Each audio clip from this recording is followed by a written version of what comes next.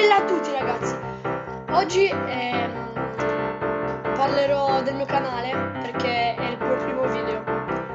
Il mio canale di che cosa parlerà principalmente? Innanzitutto parlerà sicuramente dei videogames. Questo, cioè sarò un gamer come tutte le persone. Cercherò di strappare un sorriso a volte magari no. Una cosa che vi chiedo magari